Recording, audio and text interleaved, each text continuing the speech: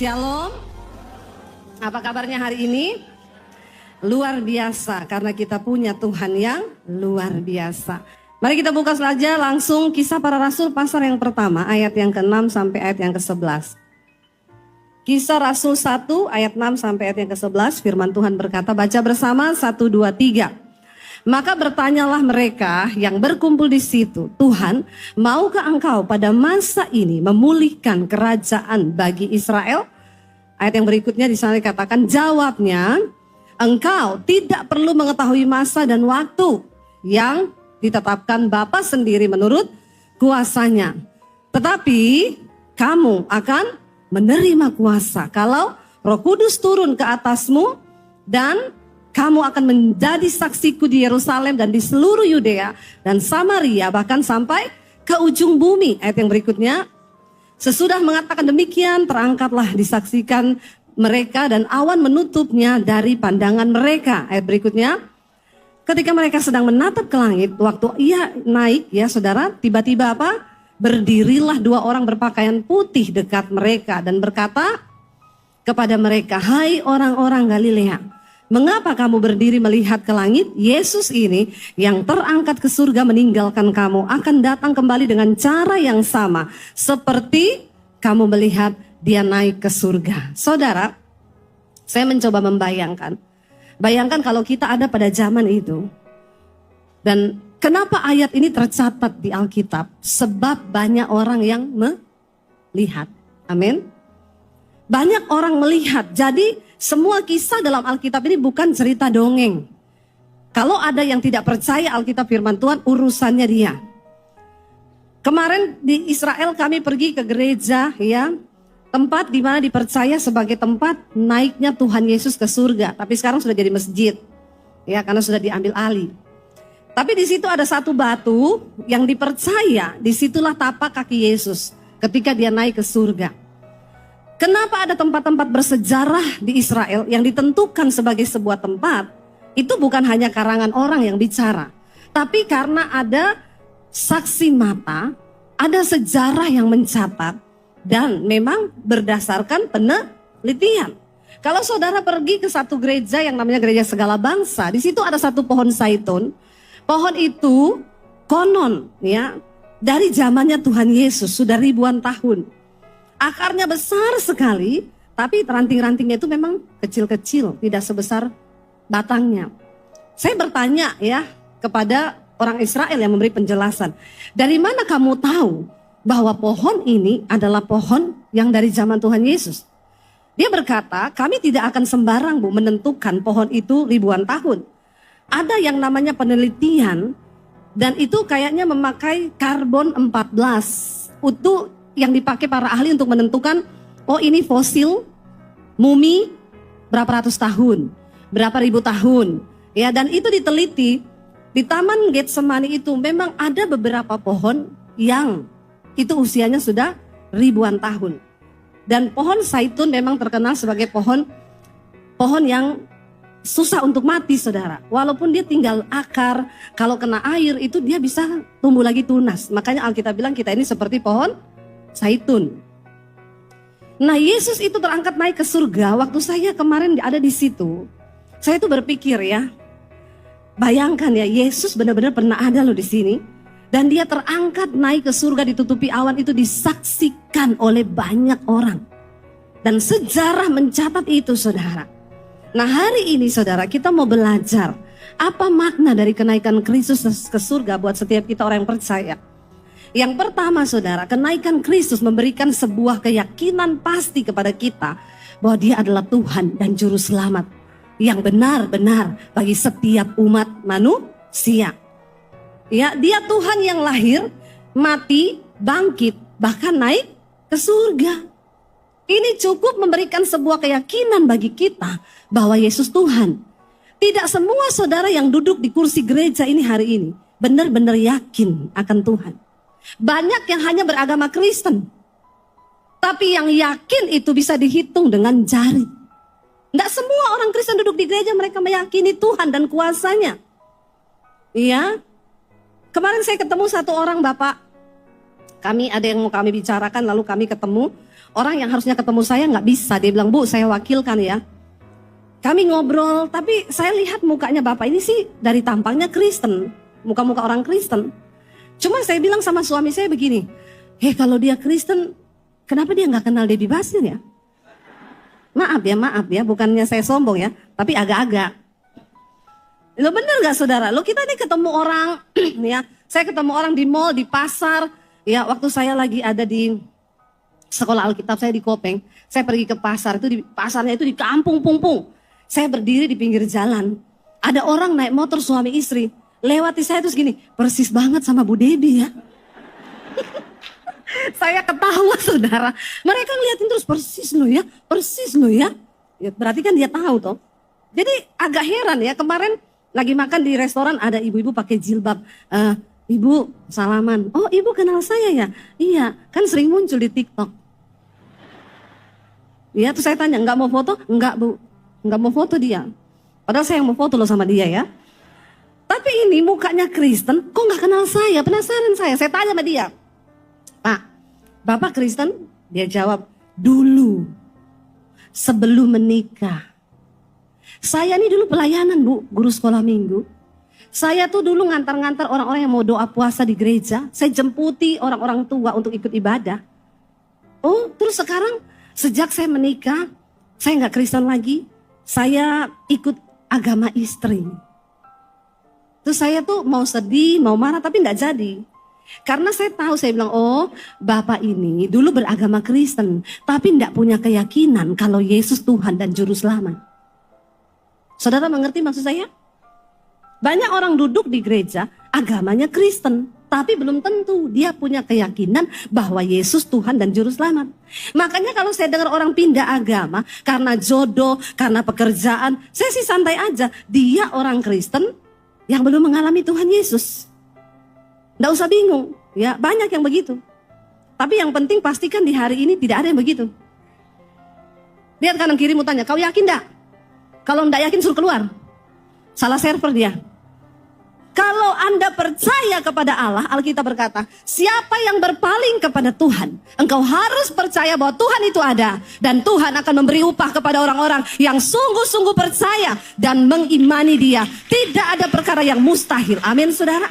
Alami Tuhan. Yakinkan dirimu, aku tuh percaya. Ini penting saudara.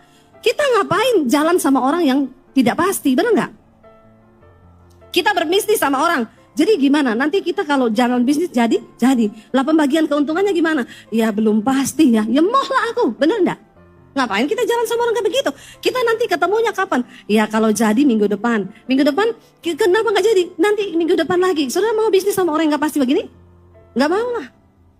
Anak-anak muda, kau kalau pacaran sama yang pasti-pasti aja, amin. Kalau yang nggak pasti nggak usah. Ya, apalagi gantung. Sukanya PHP. Jangan berani, jangan pacaran sama orang kayak begitu. Buang waktu, buang tenaga, buang uang, buang pulsa. Ya, cari yang pasti-pasti aja. Karena memang manusia itu membutuhkan kepastian.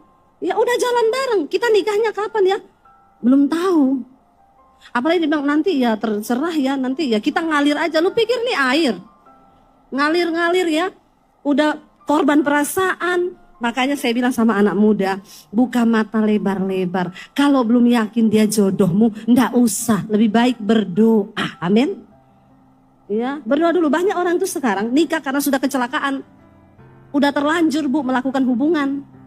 Daripada enggak nikah bagaimana ya? Itu kesalahan kenapa sekarang banyak perceraian terjadi di dalam kalangan Kristen.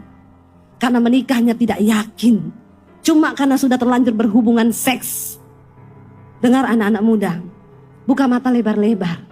Ya jangan sampai hidup kita dimasuk dalam jebakan setan. Melihat keadaan zaman sekarang kemarin, baca berita, suami bunuh istri. Bayangkan anaknya masih 3 bulan. Ya kronologisnya istrinya lagi tidur jam 4 katanya mengigau. Kayaknya mengigaunya suaminya cemburu. Lagi tidur ditikam pakai pisau di mata, di kepala sampai meninggal. Saya melihat saudara bagaimana orang hidup sampai seperti ini. Ya, makanya penting sebelum menikah. Kenali dulu calon pasanganmu. Heran ya, mau urusin diminta surat keterangan waras. Kenapa menikah nggak minta surat keterangan waras? Amin. Pak Michael masukin dalam salah satu syarat gereja. Minta surat keterangan tidak gangguan jiwa. Ya, banyak orang setelah menikah baru ketahuan gangguan jiwa, saudara. Makanya saya kalau ada yang konseling, Bu, saya pacaran, Bu. Kemarin ditampar, putus dalam nama Yesus, putus. Ya, nggak mau, Bu, sudah terlanjur cinta. Makan tuh cinta. Kalau kau menikah sama dia, jangan kau konseling sama saya. Nggak mau saya. Ya, bikin repot yang begini-begini ini. Sudah tahu dari awalnya itu buruk, kenapa diterusin? Nanti banyak masalah cari pendeta. Lu pikir pendeta kurang kerjaan? Saya mending urus gereja-gereja di desa sana daripada urus orang di kota yang masalahnya terlalu banyak. Cuma gara-gara tidak mengerti kehendak Tuhan. Yakin, saudara. Yesus memberikan sebuah keyakinan. Makanya dikatakan, negara itu menjamin hak penduduknya untuk memeluk sebuah keyakinan. Jangan hanya beragama, tapi yakinlah bahwa Tuhanmu itu, Yesus adalah Tuhan dan Juru Selamat. Walaupun ada ajaran baru muncul, bisa selamat tanpa lewat Yesus. Yang penting kita melakukan perbuatan baik. Alkitab berkata, perbuatan baik manusia itu seperti kain kotor. Mau saudara berbuat baik seperti apa? Kalau kau tidak sungguh-sungguh menerima Yesus sebagai Tuhan dan Juru Selamat, perbuatan baik kita itu seperti kain kotor. Mari kita yakin bahwa Yesus adalah Tuhan dan Juru Selamat. Tapi yang namanya keyakinan itu tidak gampang, saudara. Untuk dibangun itu tidak mudah. Contoh siapa? Thomas. Thomas itu dimuridkan Tuhan Yesus 3 tahun loh. Thomas ikuti terus kemana Yesus pergi. Dia dengar ajarannya Yesus. Dia dengar semua apa yang Yesus sampaikan, kebenaran tentang kerajaan Allah. Tapi saudara, kita tahu Thomas kan, dia tidak percaya akan kebangkitan Kristus. Bahkan ketika Lazarus mati, Yesus bilang sama murid-muridnya, marilah kita pergi ke Betania, karena aku akan membangkitkan Lazarus. Thomas yang langsung nyeletuk, apa? Betania itu tempat yang paling benci sama Yesus, karena itu kampung halamannya Maria. Mereka tidak percaya Yesus itu Tuhan, mereka menolak Yesus itu Mesias. Jadi kata Thomas gini, ya udah, ayo kita pulang ke Betania, biar kita mati rame-rame di situ. Menyusul Lazarus mati. Ini perkataan yang sangat mengejek loh, benar nggak saudara? Ya, kamu ikut Yesus, kamu dengar pengajaran Yesus, tapi kamu nggak percaya, tapi tetap ikut. Untung bukan saya waktu itu. Kalau sampai Thomas jadi murid saya, terus dia ngomong begitu sama saya langsung bilang, coret dia dari member. Ya itu saya, untung Tuhan Yesus toh. Ya udah ikuti tapi nggak percaya. Ternyata waktu 3 tahun tidak membuat Thomas cukup untuk dimuridkan. Yang kedua, yang muridkan Thomas itu bukan Michael Gunawan loh, bukan loh. Yang muridkan tuh bukan Debbie Basir. Siapa yang muridkan? Yesus loh. Kalau sampai dia nggak percaya, berarti siapa yang gagal? Yang gagal siapa? Yesus atau Thomas? Yesus nggak pernah gagal, tapi Thomas gagal. Karena dia tidak meyakinkan dirinya bahwa Yesus itu benar-benar Tuhan. Saudara, keadaan akan mencoba membuyarkan imanmu. Ketika engkau melihat ekspektasi waktu Yesus digantung di kayu salib, saat itu juga Thomas bilang, berarti salah yang kita dengar selama ini.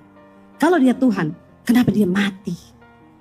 Ternyata waktu 3 tahun tidak membuat Thomas cukup mengerti akan perkataan-perkataan ilahi yang disampaikan oleh Tuhan Yesus. Makanya sebagian murid masih bertanya, kapan engkau pulihkan Israel?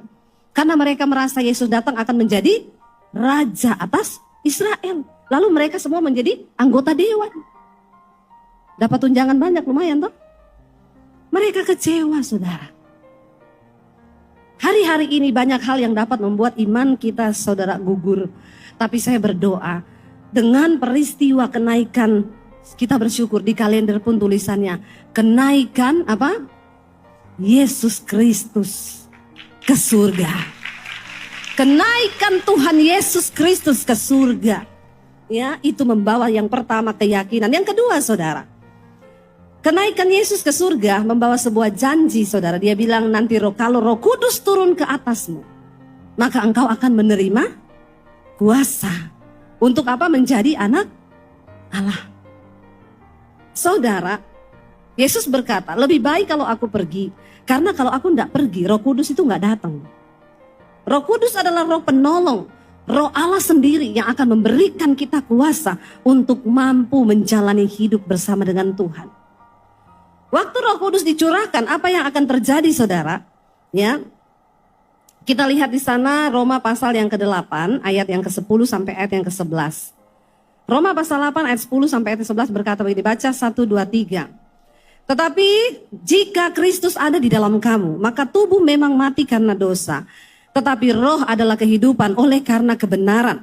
Dan jika roh Dia yang membangkitkan Kristus dari antara orang mati diam di dalam kamu, maka Ia yang telah membangkitkan Kristus Yesus dari antara orang mati akan menghidupkan juga tubuhmu yang fana itu oleh rohnya yang diam di dalam kamu.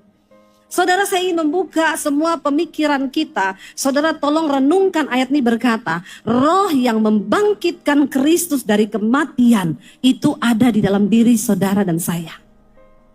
Menurut saudara, wow gak itu? Kalau kita semua mengerti kebenaran ini, tidak ada orang Kristen yang hidupnya sembarangan. Karena kita tahu roh itu ada di dalam diri kita. Tidak ada satupun dari kita yang berkata, saya gak bisa lepas rokok, Bu. Saya sudah coba berkali-kali tapi tidak bisa. Waktu engkau dengan kekuatanmu sendiri mencoba itu, tidak akan pernah mampu. Tapi ketika engkau libatkan Roh Kudus, Alkitab berkata Roh Kudus itu roh penolong yang akan menginsyafkan kita dari dosa, kebenaran, dan penghakiman. Waktu kita punya Roh Kudus tegur kita waktu kita buat dosa. Saudara, orang yang hidup dalam kekudusan bukan berarti dia gak pernah buat dosa. Tapi orang yang hidup dalam kekudusan selalu akan ada kesadaran. Karena Roh Kudus akan mengingatkan dia. Tidak mungkin orang yang hidup dipenuhi Roh Kudus sampai bisa membunuh. Kenapa saudara? Yesus berkata begini. Kalau engkau membenci saudaramu, engkau adalah seorang pembunuh manusia. Karena pembunuhan itu berasal dari rasa benci.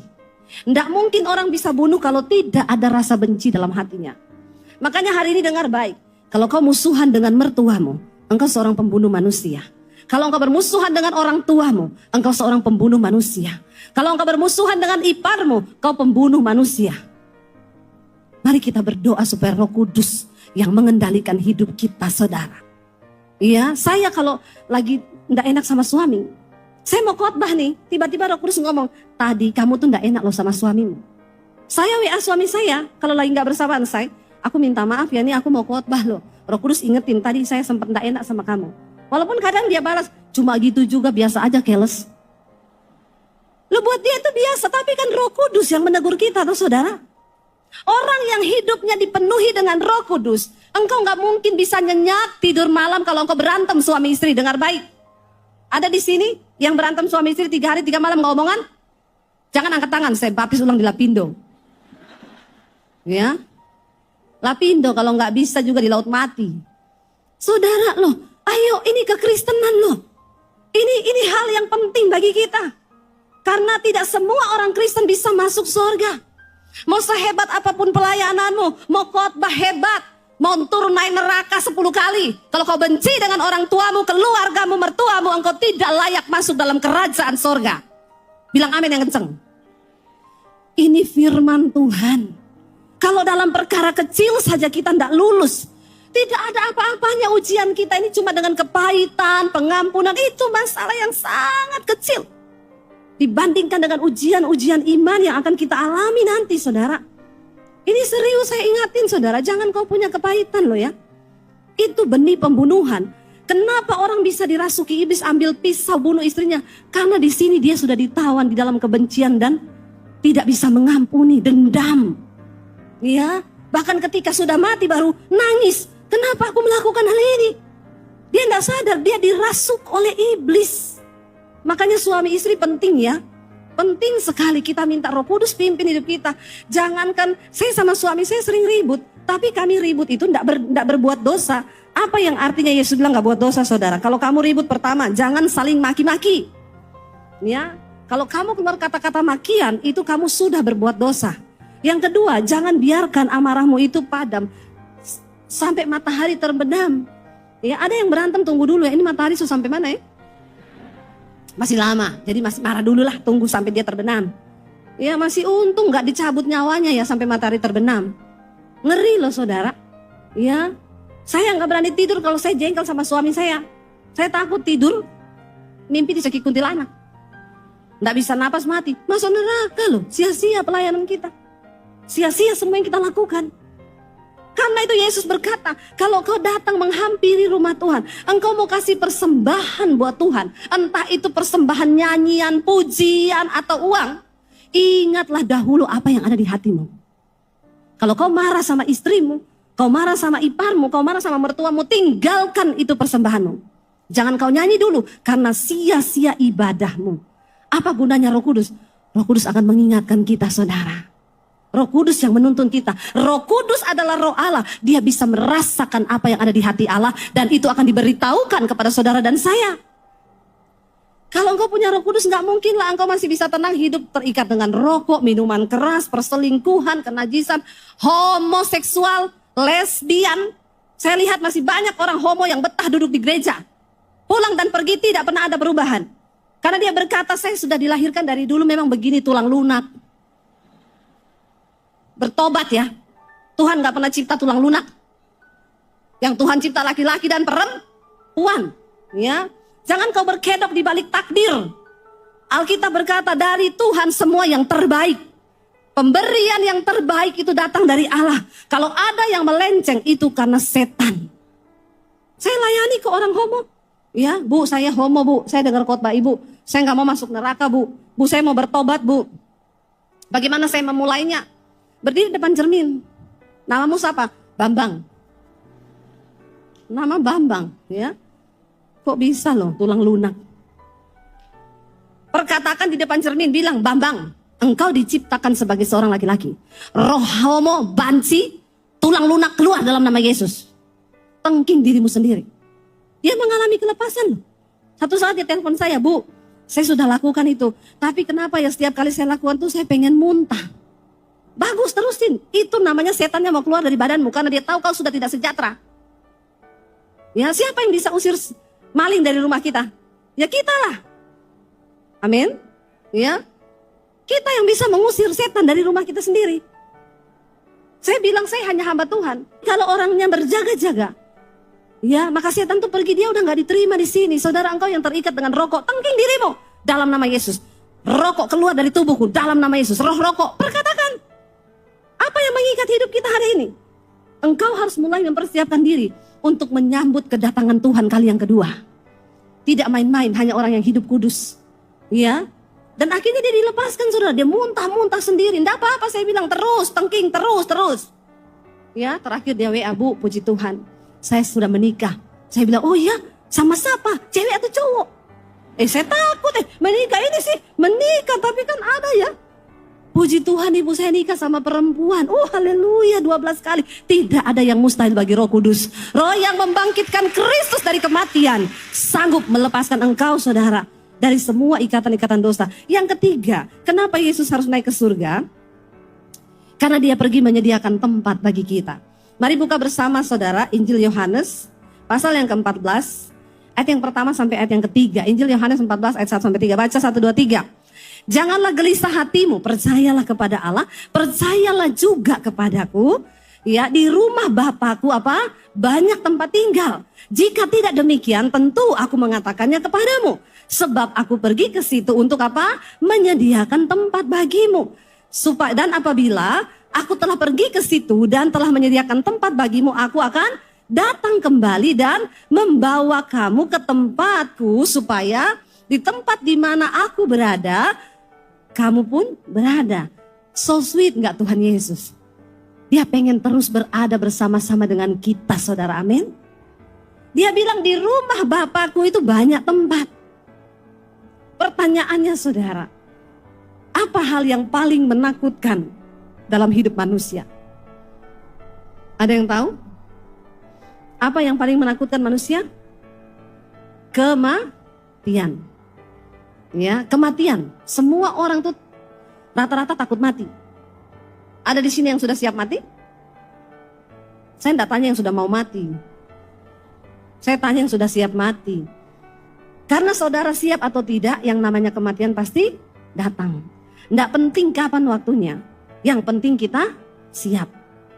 Menyiapkan kematian bukan saudara beli lubang kubur di kuburan mahal. Di Jakarta banyak begitu. Saya diundang ya datang ke pemakaman mahal saudara tempat itu. Lalu ada satu ibu bilang, "Bu, saya sudah punya loh di sini kapling keluarga, 5 lubang saya beli. Anak saya 3, saya dan suami istri 5 lubang." Jadi saya langsung spontan tanya, "Oh iya ya Bu, jadi kapan masuk Bu?" Marah dia saudara. Ibu Debbie jangan bilang begitu. Orang kalau sudah beli lubang berarti siap.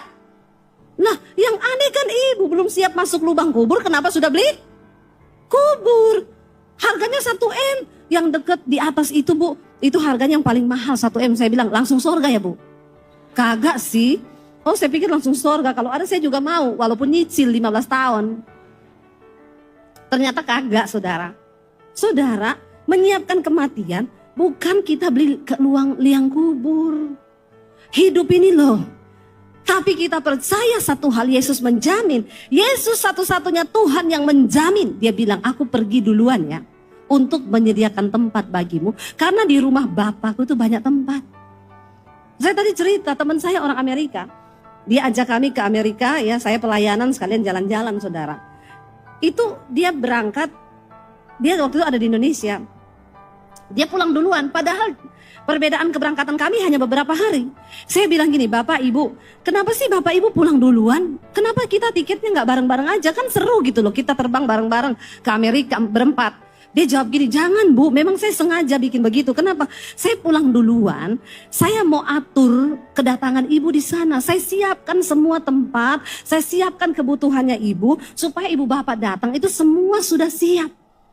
Saya senang loh mendengar itu loh, itu cuma perkataan seorang manusia. Lah bagaimana kalau Yesus yang ngomong, dia bilang, aku pergi duluan untuk menyediakan tempat bagimu, supaya di mana aku berada, di situ pun kamu berada. Saudara sudah mengikut Tuhan yang benar. Dia menjamin keselamatan kita, bukan hanya di dunia ini saja, tapi sampai pada hidup yang akan datang. Karena kenapa saudara? Dunia ini bukan tempat tinggal kita yang sesungguhnya loh.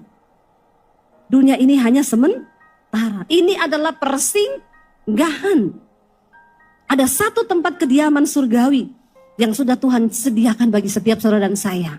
Dan itu di surga. Satu kali saya naik pesawat ke Kalimantan bersebelahan dengan seorang ibu. Bu, mau permen? Saya bilang gitu.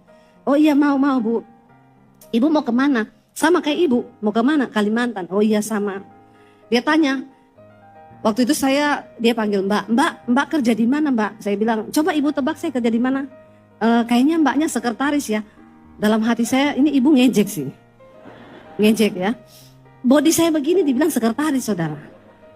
Sekretaris itu kan identik sama yang langsing ya. Rambutnya panjang, cantik, manis begitu ya. Kayak saya dibilang sekretaris. Ya, tapi nggak apa-apa lah saya bangga ya begini ya. Jangan kurus-kurus saudara ya. Kayak gembala saudara Pak Michael nih. Maaf ya, maaf. Menurut saudara lebih ganteng kurus atau yang dulu? Pak dulu loh. Dulu loh Pak, apa saya bilang? Iya kan Pak? Jangan terlihat kayak orang gak pernah makan-makan ya Pak. Kita mau sehat oke Pak, tapi jangan kekurusan.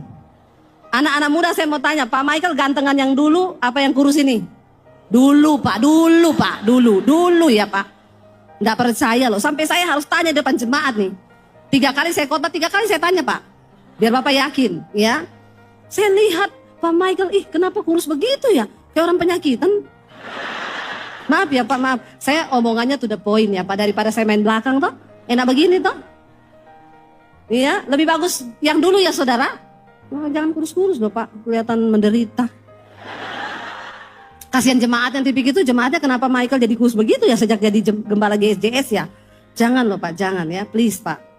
Kembali ke cerita awal ya. Saya dibilang sekretaris saudara. Saya bilang, oh bukan Bu, saya bukan sekretaris, saya marketing. Oh marketing. Iya, marketing apa Bu? Perumahan Bu, tapi perumahannya mewah, wah. Oh iya, di mana Bu? Di sorga. Langsung ibu gini, ya Allah. Tadinya saya mau pesen Bu, tapi enggak jadi. Soalnya ibu ngomongin di sorga. Loh iya, saya bilang Bu, banyak orang tidak mau mempersiapkan diri akan kehidupan yang sesungguhnya. Ibu tahu, hidup kita ini bukan sekarang ini Bu. Kayak begini Bu, kita naik pesawat. Saya bilang, kalau sesuatu terjadi dengan pesawat ini, lalu kita mati, ibu yakin gak masuk surga? Dia bilang gini, ya Allah, jangan tanya begitu ya Bu, amit-amit. Ya, memang tempat penginjilan yang paling ampuh itu di atas pesawat. Apalagi kalau diumumkan, para penumpang kita sedang masuk dalam cuaca buruk. Kenakan sabuk pengaman, nah itu cocok. Jadi ibu kalau mati masuk surga atau neraka, takut langsung dia. Saudara, ini penting saya harus sampaikan. Yesus sudah pergi menyediakan tempat. Sudahkah kita ini bersiap? Kenapa? Karena maaf saya mau bilang, tidak semua orang Kristen bisa masuk dan menempati tempat yang sudah Yesus sediakan. Maaf, saudara pergi lihat perumahan di Citraland, masih ada yang kosong toh? Coba saudara masuk bawa tempat tidur, kulkas, masuk sana, masuk. Maka security akan datang dan tanya, kenapa kau tinggal di sini? Ya saya mau aja, ini kan perumahan. Maaf ya, yang masuk di sini ada syarat dan ketentuan. Ada tanda bintang, syarat dan ketentuan berlaku. Lalu siapa yang bisa masuk ke sana? Kalau cuma orang Kristen yang beragama Kristen, KTP-mu Kristen, maaf. Kalau Tuhan Yesus datang kali yang kedua, cuma KTP-mu yang terangkat ke surga. Orangnya tinggal, loh kok KTP-ku naik? Terdengar suara dari surga, iya karena yang Kristen hanya KTP-mu. Pret, begitu. Coba kita lihat saudara ya, kalau nggak percaya. Syaratnya itu apa syaratnya? Jangan bermain-main dengan iman saudara. Pegang teguh dan pegang kuat-kuat. Kita baca bersama 1 Tesalonika ya. 1 Petrus dulu, 1 Petrus 1 ayat yang ke-15 dan ayat yang ke-16.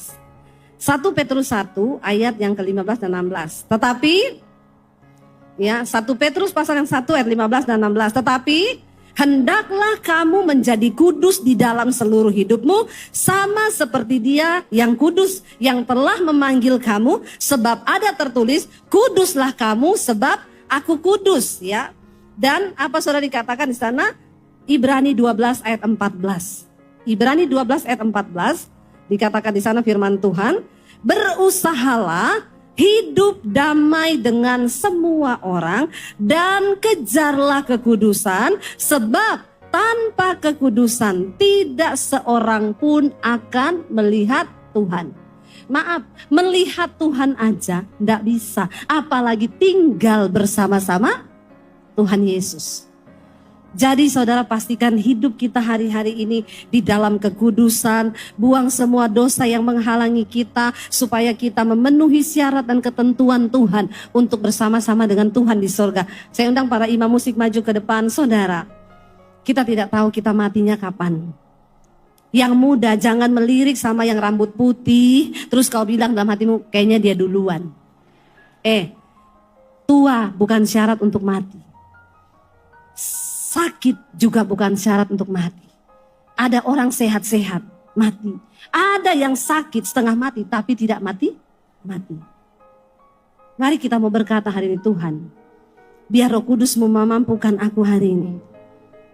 Biar Roh Kudus-Mu melepaskan aku dari segala ikatan dosa. Kenaikan-Mu itu memberikan jaminan bagi kami. Engkau menyediakan tempat bagi kami di surga. Tapi kami mau memenuhi syarat firman Tuhan untuk kami boleh masuk. Bangkit berdiri bersama. Minta mari kita semua tutup mata dalam hadirat Tuhan. Mari hormati Tuhan saudara. Buka hatimu bagi Roh Kudus malam ini. Semua ikatan-ikatan dosamu katakan kepada Tuhan. Bilang, Tuhan, ini kami bait suci-Mu Tuhan. Kami mau dilepaskan dari setiap ikatan-ikatan dosa yang menjerat kami Tuhan. Saudara, Tuhan tahu. Karena itu Dia berikan Roh Kudus-Nya sebagai penolong bagi kita. Roh yang membangkitkan Kristus dari kematian ada dalam hidupmu saudara. Roh itu bekerja tanpa batas ketika engkau mau membuka hati bagi Dia. Katakan, Roh Kudus, lepaskan aku dari kepahitan, lepaskan aku dari kenajisan, lepaskan aku dari keterikatan film porno, lepaskan aku dari segala dosa Tuhan. Agar aku tidak menyia-nyiakan kematian, kebangkitan dan kenaikan-Mu ke sorga.